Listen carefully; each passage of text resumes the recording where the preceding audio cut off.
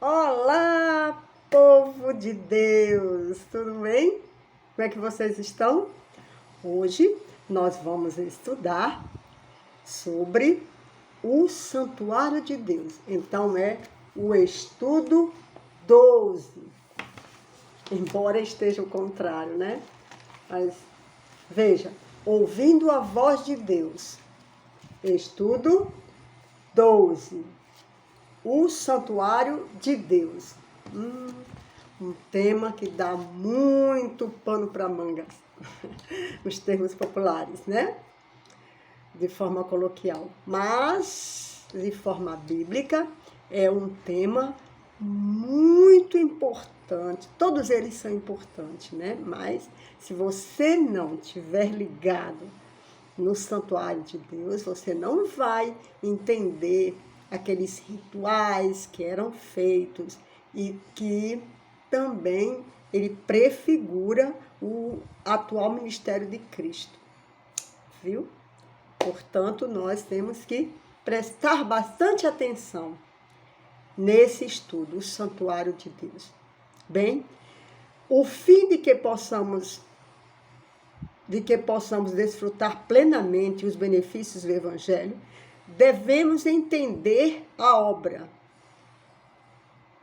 que Jesus fez por nós no passado, certo? O que ele faz agora e o que fará no futuro. Então, podemos compreender esse assunto estudando o ritual do santuário terrestre dos israelitas, que prefigurava o atual ministério de Cristo no santuário celestial. É fundamental que entendamos o que a Bíblia ensina sobre esse tema. E não no que nós pensamos, no que nós achamos, porque nós não temos essa sabedoria, né? Intuitiva. Não temos. Temos que buscar o Espírito Santo e aprender com Jesus. E aprender na Bíblia, na carta que ele deixou para nós. Na verdade, a gente fala uma carta magna, mas é uma pequena biblioteca, né? A Bíblia é uma biblioteca de 66 livros. 66 livros. E como já foi falado na primeira lição, no primeiro estudo, né? A Bíblia foi escrita por 40 autores. 40 autores. No período de 1.600 anos. Veja, nós falamos sobre o tema da Bíblia, o primeiro estudo, número 1. 1.600 anos foi escrita a Bíblia. E olha, um autor fala do mesmo assunto no outro livro, né? Gênesis e Apocalipse, aquele um pouco aqui, um pouco ali, um pouco acolá, né? E nenhum contradiz o outro. Nenhum é incoerente com as muitas profecias que os outros falam, que o outro fala. E muitos deles nem se conheceram, logicamente, né? 1.600 anos, certo?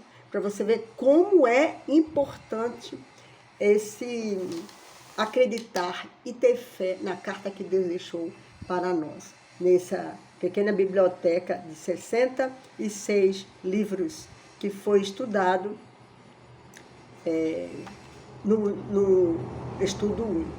Então, vamos orar? Querido Deus, nos oriente, esteja conosco. Aqui, Senhor, estamos falando sobre a Tua vontade, sobre a Tua palavra e tão somente a Tua vontade, Senhor, Tua palavra. Ó Criador do céu e da terra, esteja nos fortalecendo e nos fazendo aceitar a Tua vontade e entendê-la e praticarmos e levarmos a outros, compartilharmos as boas novas de Jesus. Obrigada, em nome de Jesus, já te agradecemos e te pedimos. Amém. Bom, o assunto é um pouco, tem que prestar muita atenção, tá bem? Porque são muitos deles, muitas perguntas que vamos fazer, né? Pode ser que você tenha um sentido que você não entenda, aí você comenta e aí nós vamos responder na medida do possível. E se forem muitas, eu vou sortear algumas, tá bem? Então vamos lá. Que pedido especial fez Deus a Moisés? Êxodo 25, 8, 40. Lá em Êxodo, nós vamos encontrar essa resposta. Êxodo é o segundo livro da Bíblia. Êxodo.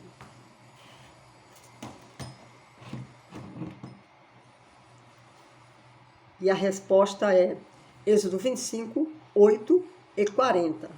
Procura aí, confirma com o que eu estou dizendo, dá um time aí no estudo, né? Procure, confirme e vamos estudando. A resposta é: e me farão um santuário para que eu possa habitar no meio deles. Olha que Deus maravilhoso. Olha que Deus perfeito, um Deus poder, amor, misericórdia, majestade. Um Deus que não tem início, que não tem fim. Um Deus criador, um Deus de várias formas de demonstrar o amor dele. E ainda diz que quer morar entre nós pecadores. Veja que humildade, né? Que amor. A gente não tem palavras para explicar o amor de Jesus. Nós não conseguimos captar a verdadeira mensagem que Deus nos dá de amor, de compaixão. Ele diz: e me farão um santuário para que eu possa habitar no meio deles. Vê, pois, que tudo faças segundo o modelo que te foi mostrado no monte, disse Deus a Moisés.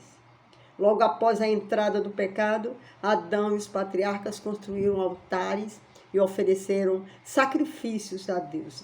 Isso está em Gênesis 8, 20, 12, 7, 8, 13, 18, Hebreus 11, 4. Gênesis, repito, Gênesis capítulo 8, verso 20, capítulo 12, versos 6,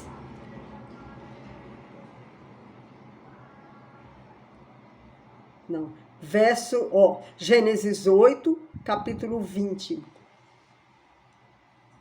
12, 7 e 8. Capítulo 13, verso 18. E Hebreus 11, 4. Tá bom? Tempos depois que Deus mostrou a Moisés o verdadeiro santuário celestial, que serviria de modelo para o santuário que seria construído no deserto como lugar da habitação de Deus, por meio desse santuário. O plano da salvação foi apresentado à humanidade em símbolos. Como Deus, a metodologia dele de ensinar-nos, para que nós possamos internalizar toda a sua palavra, toda a convivência que ele teve com os seus primeiros heróis da Bíblia. Que Deus único! Que Deus genuíno, que Deus maravilhoso. Ó Pai, obrigada, Senhor, por te amar. Até esse amor que nós sentimos dele, é ele quem dá. Porque em nossa natureza má e pecaminosa, não temos condição de sentir o amor por Jesus. Se você já sente, não é você sozinho. É o Espírito dele em você. Parabéns, povo de Deus, raça eleita, povo santo, para a glória e honra de Deus. Um dia nós estaremos juntos, adorando ao nosso Deus. Ó Criador, muito obrigada por tanto amor. E agora, como era esse santuário? Vamos entender o que a Bíblia nos diz. Como era esse santuário? O santuário que Moisés recebeu a planta. Olha, Jesus, um arquiteto, entregou a planta pronta para Moisés. Que maravilha, que maravilha. O santuário possuía um pátio externo e 2 compartimentos internos. O primeiro compartimento interno era o lugar santo e o segundo, o lugar santíssimo. No lugar santo, o sacerdote realizava o trabalho diário.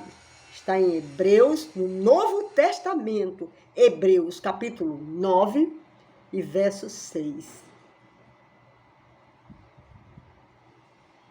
E ali havia uma mesa com pães, o candelabro e o altar de incenso. Êxodo 40, 22, 24 e 26. No lugar santíssimo, o sumo sacerdote entrava uma vez por ano, no dia da expiação, o 10º dia do sétimo mês. Hebreus 9, 7. Nesse compartimento se encontrava a Arca da Aliança, coberta de ouro, dentro dela as tábuas dos 10 mandamentos. Uma urna de ouro, contendo o maná e o bordão de Arão. Isso está escrito em Êxodo 40, versos 20 e 21. Hebreus, capítulo 9, versos 3 e 4. Viu? Eu estou mostrando para você no Velho Testamento e também no Novo Testamento. Não tem como você dizer que isso só acontecia, só está escrito no Velho Testamento, porque só diz sobre o que acontecia no Velho Testamento. Um véu separava esses 2 compartimentos. Êxodo 26, 33, Antigo Testamento. À frente do lugar santo ficava o pátio, onde estava o altar do holocausto e a pia em que os sacerdotes lavavam as mãos. Êxodo 40, 29 e 30. O santuário era móvel, cercado e teve sua construção aprovada por Deus. Êxodo 40, capítulo 40, Êxodo 40, o segundo livro da Bíblia, no Velho Testamento. Êxodo 40, verso 33, 34 a 38. Vou ver se eu consigo achar aqui uma figura, né, para mostrar para você. É importante isso. Eu ainda não estou podendo mostrar algumas coisas para vocês que eu gostaria, mas aqui o santuário, ó, tá? O santuário de Deus. Veja bem, ó, deixa eu conseguir mostrar para vocês direitinho, mais ou menos. O pátio é o número 1. Isso aqui é o pátio, vamos ver, aqui é o pátio. Aqui, tudo isso aqui é o pátio. Depois, logo, de uma tenda, o pátio. 2, a pia, aqui era a pia. A pia para lavar, né? Para separar, lavar. Altar do sacrifício, 3, aqui era o altar do sacrifício. Esse sacrifício aconteceu com a matança dos cordeiros, dos bodes, dos touros, e por aí vai, certo? Ele prefigurava Jesus, que um dia viria, isso no Antigo Testamento. Esse sacrifício de animais, sangue derramado, eram degolados diariamente pelo pecado de todas as pessoas. Quem pecava tinha que fazer isso, não morria. quarto. Agora aqui, ó, já é o lugar santo. O que tinha no lugar santo? O candelabro aqui, 1, 2, 3, 4, 5, 6, 7, de 7 velas. Candelabro de 7 velas, aqui, ó, candelabro de 7 velas. Tinha o altar de incenso, aqui é o altar de incenso. Incenso, né, que para mudar o cheiro, muito sangue derramado, e havia uma purificação só uma vez por ano, se eu não estou enganada, mas vamos deixar que esse estudo vai chegar, ou daqui a pouco a gente vai comentar sobre isso, para ter certeza. Eu não gosto de falar o que eu tenho dúvida ou o que eu não lembro, tá bom, queridos? E agora, ó, mesa com pães, os pães da preposição, é o número 7 aqui. Tá bem aqui embaixo, ó, no cantinho. Veja como era lindo o santuário. Tá bom? Prefigurava o que está também no céu, né? O que está acontecendo agora, nesse momento. Isso aqui prefigura tudo. O 8, aqui, ó, já é, veja, tem uma cortina aqui, aqui já é outro departamento, ó, aqui já é outro departamento, que chamamos de Santíssimo. E agora esse aqui, ó, é a arca, tá vendo? A arca da aliança, que falamos há pouco, dizendo para você que tem as tábuas da lei de Deus, dada a Moisés, né? Dada por Moisés, não a Moisés. Pode ser até que você diga a Moisés, se você subentender que ele recebeu para levar aos israelitas que estavam lá embaixo já, lembra? Construindo um bezerro de ouro, que teve consequências drásticas, muitos morreram ali, certo? Então, tinha o bordão de Arão, que floresceu, e tinha o maná, né? A comida dos anjos que Deus deu ao povo quando eles estavam no deserto, que o povo reclamou e não aceitou, queria porque queria comer carne. Também teve consequências drásticas. Depois, esses assuntos a gente vai só dando umas pinceladas, só para vocês entenderem, né, como a Bíblia, ela é uma história real do que aconteceu, do que acontece e do que acontecerá. E o que acontecerá é profecia. Louvado seja Deus, não? É isso aí, continuemos então. Assim era o santuário de Deus. Em que consistia o serviço diário? O que você acha? Diz para mim. Como diz o pastor... agora eu lembrei, esqueci o nome dele. Alguma coisa Gonçalves. Eu esqueci que ele fala mais pertinho, mais pertinho. Eu os amo. Eu amo o povo de Deus. Eu amo as pessoas. E você, não ama? Imagina, você vê um monte de gente lá na eternidade que você falou sobre Deus e ela se aproximou de Deus, se arrependeu e se converteu, e foi batizada e foi salva ela e a casa dela. Isso não é demais? E só está faltando isso para Jesus retornar? E Jesus está sendo misericordioso? Vamos lá. Em que consistia o serviço diário? 29 de Êxodo, versos 38 a 42. Ele oferecia 2 cordeiros. Era oferecido 2 cordeiros. Os cordeiros sacrificados representavam Jesus, que na cruz morreria pelos pecados da humanidade. A principal função do sacerdote era atuar como mediador entre Deus e os seres humanos. O sacerdote recebia as pessoas que confessavam seus pecados sobre o cordeiro e o sacrificavam. Para atender os pobres, os que estavam impossibilitados de comparecer ao santuário e pelos pecados de ignorância Deus institui o sacrifício contínuo. Tamid, Deus instituiu o sacrifício contínuo, Tamid, que era oferecido diariamente, de manhã e à tarde, simbolizando então a mediação contínua de Jesus, certo? Então o sacerdote na época mediava esses sacrifício, né, que acontecia com os animais.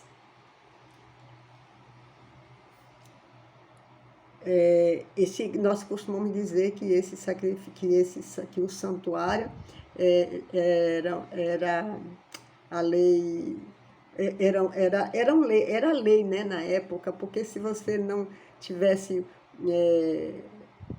um animal, se não tivesse, não, todos tinham, do pobre ao rico, todos tinham um animal, que seja, os mais pobres usavam as pombinhas, né, usavam os animais mais baratos, mas todos eles tinham. E a consequência seria a morte.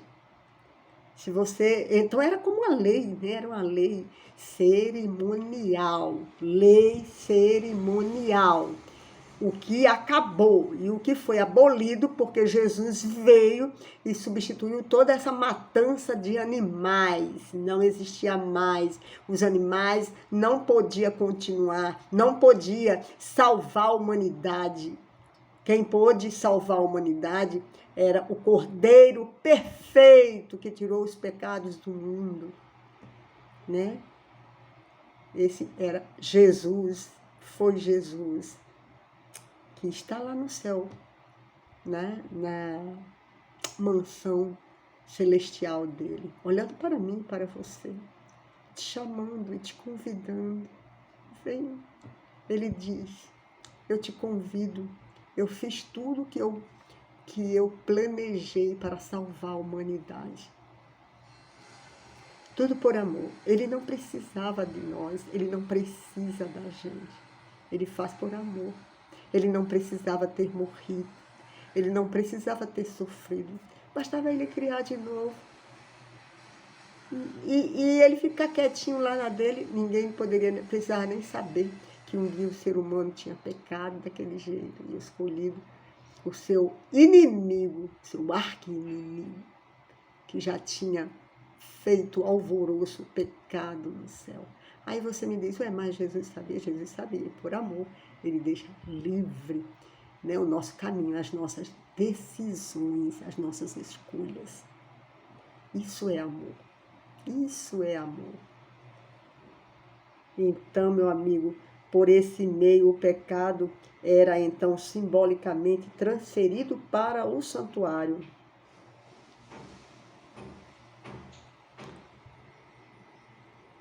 Era então simbolicamente transferido para o santuário e permanecia ali até o dia da expiação, viu? Né? Por meio do sacrifício diário, Deus lembrava seu povo que o salário do pecado é o quê? A morte.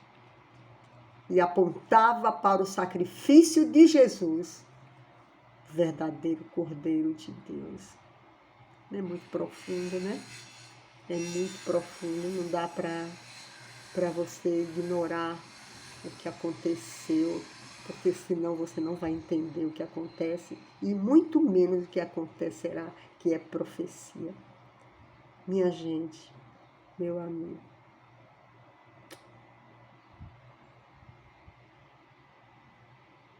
Pastor Luiz Gonçalves diz sempre isso.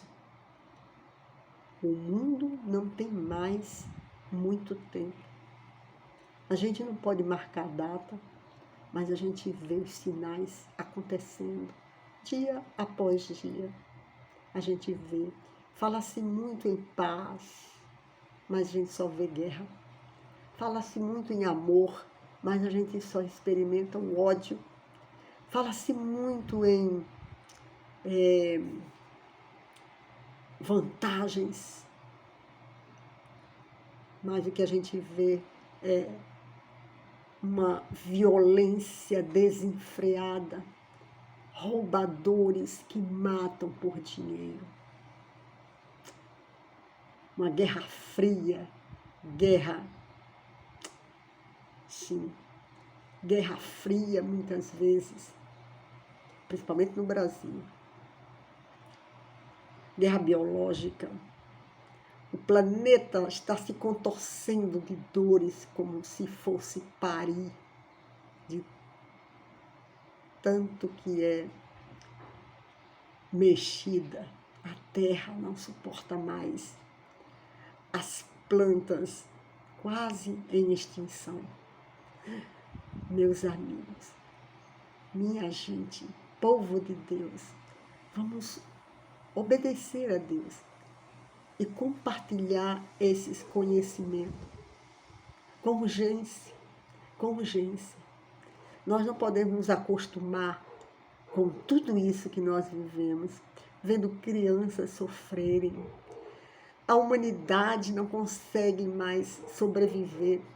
São doenças terríveis como câncer.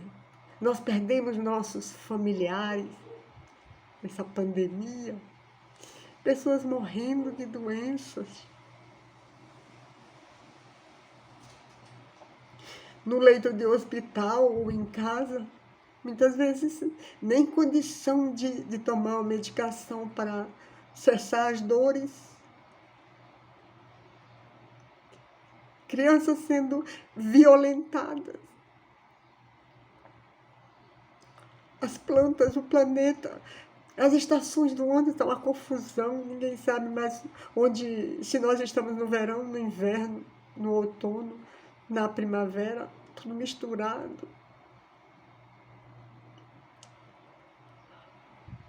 Nós estamos ainda vivos pelo poder de Deus.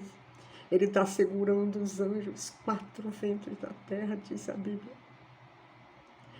Uma verdadeira balbúrdia, uma Babilônia. Cadê a moral dessa gente? Como pode falar em moralidade? Porque vivemos numa imoralidade sem medida, sem controle. Mas Deus ainda está no controle. Deus está no controle. Ele está sendo paciente, porque Ele quer salvar o máximo que Ele puder. Isso não depende mais dEle, porque Ele já fez de tudo. Agora depende de cada um de nós. Qual é a sua? Qual é a sua escolha? Voltemos ao santuário. Qual era a festa que dava fim ao ciclo anual das cerimônias? Em Levítico, terceiro livro da Bíblia, disse que era a expiação. Em Levítico 23, 27 a 31. Então, o 10º dia do 7º mês era o dia da expiação. Todos os pecados confessados ficavam simbolicamente registrados no santuário até essa data. Nesse dia, acontecia simbolicamente a remoção dos pecados e a purificação do santuário. Era um dia de juízo que ilustrava o dia do grande julgamento de Deus. Hoje estamos vivendo o grande dia da expiação e aguardamos com expectativa a grande festa que ocorrerá no céu, festa dos tabernáculos. A postura de humildade e confissão de pecados enquanto aguardava o resultado da purificação do santuário naquela ocasião serve como exemplo para o povo de Deus hoje. A mesma atitude deve ser vista nos filhos de Deus, enquanto seus nomes passam diante do juízo de toda a terra. Ao Jesus concluir o juízo da expiação, retornará à terra e dará a sentença aos infiéis. Apartai-vos de mim, não vos conheço. Mateus 7, capítulo 7, versos 21 a 23.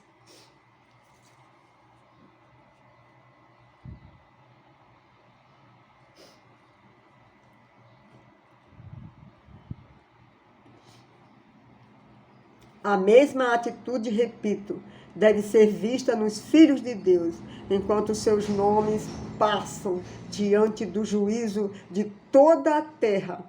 Ao Jesus concluir o juízo da expiação, retornará à terra e dará a sentença aos infiéis. Onde você está? Você é um soldado de Deus ou um soldado do inimigo?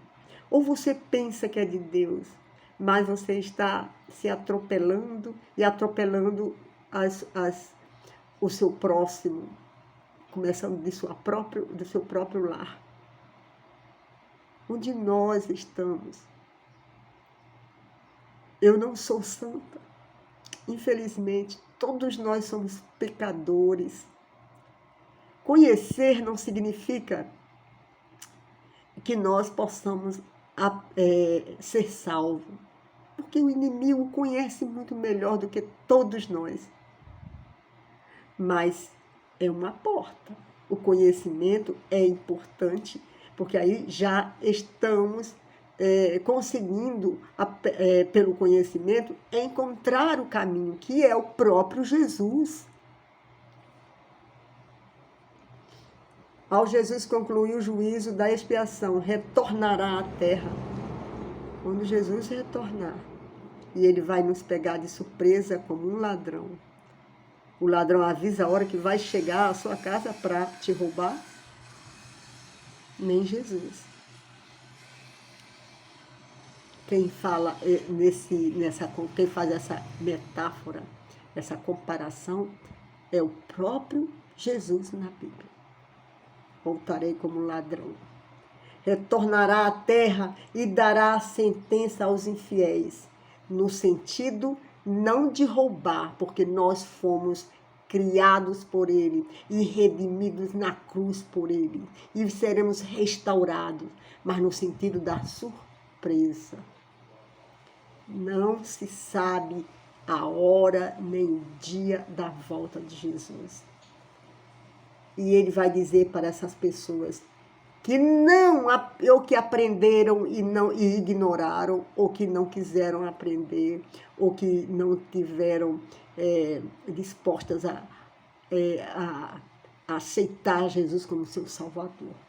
Dirá: apartai-vos de mim, não vos conheço. Que terrível, que frase terrível, que frase triste. Mateus 7, versos 21 a 23. Agora, em que consistia a purificação do santuário? Está no terceiro livro da Bíblia, Levítico 16. Acontecia o sacrifício diário como nos outros dias. O sacerdote oferecia um bezerro e um cordeiro por si e por sua família.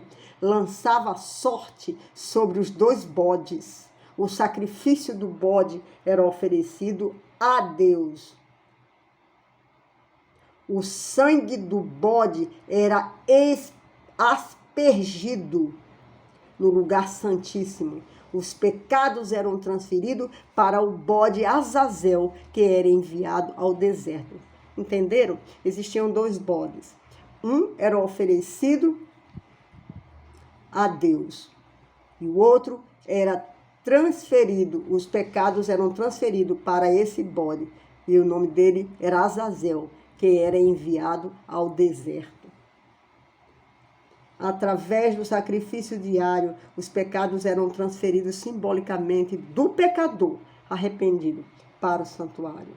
Uma vez ao ano, realizava-se a limpeza ou purificação do santuário no dia da expiação, removendo os pecados para o deserto. O santuário era o coração do culto israelita. Através de suas atividades e rituais, Deus empregou um recurso didático para exemplificar o plano da salvação. Além disso, o santuário apontava para o Messias vindouro e o ministério de Jesus no verdadeiro santuário que o Senhor erigiu e não o homem. Que acontecimento marcou a consumação do ritual no santuário terrestre? E que santuário está em funcionamento atualmente? Isso está escrito em Mateus, capítulo 27, versos 50 a 51. E em Hebreus, capítulo 8, versos 1 e 2. Eis que o véu do santuário se rasgou em duas partes, alto a baixo. Com a morte de Cristo, o santuário terrestre perdeu sua função.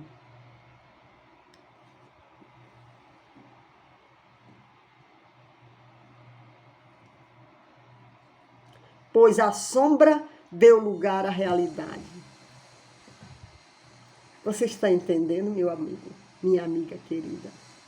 Povo de Jesus, povo de Deus, povo santo. Cristo hoje ministra no verdadeiro santuário que o Senhor erigiu, e não o homem. Então, esse santuário terrestre era apenas uma sombra da realidade que estamos vivendo. O santuário terrestre chegou ao fim, quando Jesus passou pela morte na cruz. Simbolicamente, o véu que cobria o lugar santíssimo, onde Deus habitava, foi descoberto e a presença de Deus não seria mais vista ali. Após sua ascensão, ou seja, quando ele retornou ao seu lar, Jesus foi para o lugar santo do santuário celestial, onde iniciou a primeira fase da obra de intercessão. Está escrito no Novo Testamento, Hebreus, capítulo 5, verso 5, Apocalipse 1, capítulo 1, versos de 12 a 13. Quais as evidências bíblicas de um santuário no céu? Quais são essas evidências de um santuário no céu? Êxodo, segundo livro da Bíblia, no Velho Testamento.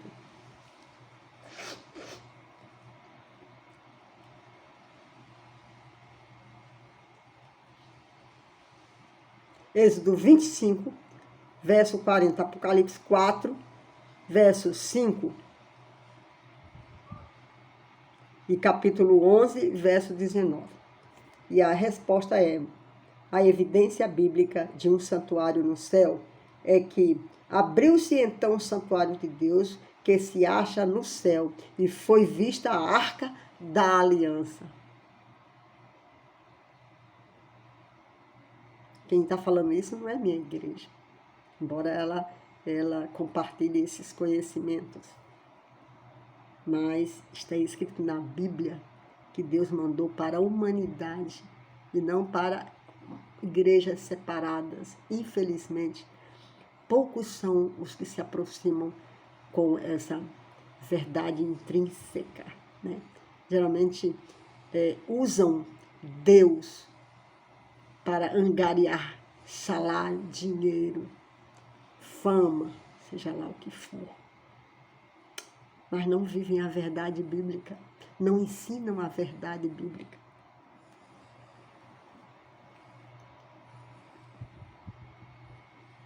Então, abriu-se então o santuário de Deus que se acha no céu e foi vista a arca da aliança. A exemplo do que ocorria no santuário terrestre, Jesus está hoje realizando em nosso favor duas atividades no santuário celestial. Intercessão. Quem é o nosso intercessor? Jesus. 1 Timóteo é Novo Testamento. 1 Timóteo 2, capítulo 2, verso 5, e 1 João, também no Novo Testamento, capítulo 2 e verso 1. Simbolizada pelo serviço diário e julgamento. João, capítulo 5, verso 22, Daniel, Velho Testamento. Daniel é Velho Testamento. 7, 9 e 10. Representado pelo dia da expiação, sempre que um pecador arrependido vai a Deus em nome de Jesus e pede perdão, Cristo intercede por ele. Só Cristo pode ser seu intercessor. No santuário celestial, foi ele que morreu por você. Quem mais? Quem mais sofreu a morte de cruz para libertar o pecador? Quem mais é perfeito e sofreu essa morte? Existe alguém perfeita na terra? Ou existiu alguém perfeita na terra senão Jesus? aplicando em seu favor os méritos de seu sacrifício na cruz. Mas ele também realiza o trabalho de juiz nesse momento. O próximo estudo, então, vai esclarecer esse tema. Jesus como juiz. Vamos recapitular rapidinho? O santuário terrestre foi feito segundo o modelo do santuário do céu. Era dividido em 2 compartimentos, santo e santíssimo. O sacerdote oferecia 2 cordeiros, um pela manhã e outro à tarde. Viu, gente? Ó, era dividido em 2 compartimentos. Esse santo, né, onde a gente explicou que tinha o candelabro, a pia e o altar, né, do sacrifício e os pães da preposição.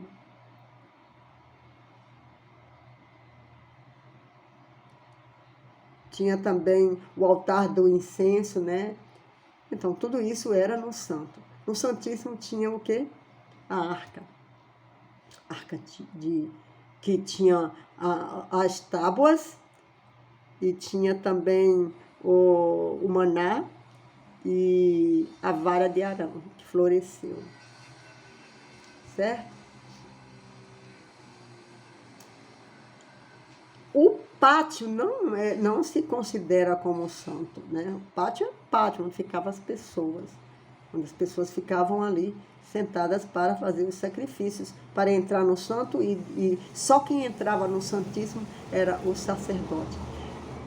Se esse sacerdote estivesse com algum pecado que não foi confessado a Deus, não foi arrependido, ele morria. Por isso que existia em sua roupa uns sininhos para dizer que ele estava se movimentando dentro do Santíssimo, né? Uns sininhos e uma espécie de corda, porque se parasse esses sininhos, eles poderiam puxar a pessoa, porque se alguém entrasse no santuário, no Santíssimo, com certeza morreria. Então o sacerdote oferecia 2 cordeiros, um pela manhã e outro à tarde. No dia da expiação era feita a remoção dos pecados. Jesus hoje está atuando no verdadeiro santuário que existe onde? No céu. Amém? Agora vamos refletir, meus irmãos, minha gente querida. O santuário terrestre mantinha os olhos do povo na primeira parte do plano da salvação. O sacrifício substitutivo do Messias. O santuário celestial mantém os olhos do povo onde? Na consumação final do plano da salvação. Destruição do pecado, transformação de pecadores à imagem de Deus. Então, quando você pensar em ficar entristecido, assim como eu fiquei, né? Quando fala nos parentes da gente, nas pessoas que a gente aprendeu a amar. E como um todo, que seja idoso, que seja criança, que todos nós sofremos de um jeito ou de outro. Você pode ser famoso, pode ter muito dinheiro, pode, sei lá, você pode ser muito, mas sofre. Então, quando esse sofrimento acaba? Quando Jesus voltar. Quando acabará? Quando Jesus voltar. Você crê que existe um santuário no céu? Depois de tudo que você aprendeu hoje?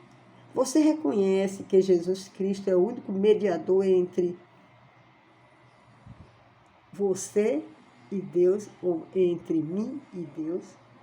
Você aceita Jesus como seu único Salvador, a fim de que seja absolvido no julgamento final? A escolha é sua. As consequências também. Se você disse para mim, olha, mas eu ainda não conheço, ainda não aprendi a amar, leia a Bíblia. Observe a criação, que são as evidências de Deus. Se observe no espelho. Você é a semelhança de Deus. Você é criatura de Deus. Todos nós somos criaturas de Deus. Tudo que existe foi criado por Deus. Ele é nosso Criador supremo, maravilhoso, né? Tudo que existe de bom foi criado por Deus. O homem só reproduz algumas coisas e mexe e muitas vezes acerta, noutras nem tanto assim, né? Mas é isso aí. Ó, fique com Deus. Um beijo no seu coração. Vamos juntas para a eternidade, né? Você ou eu nunca vamos tão longe que Jesus não nos possa alcançar. Amém?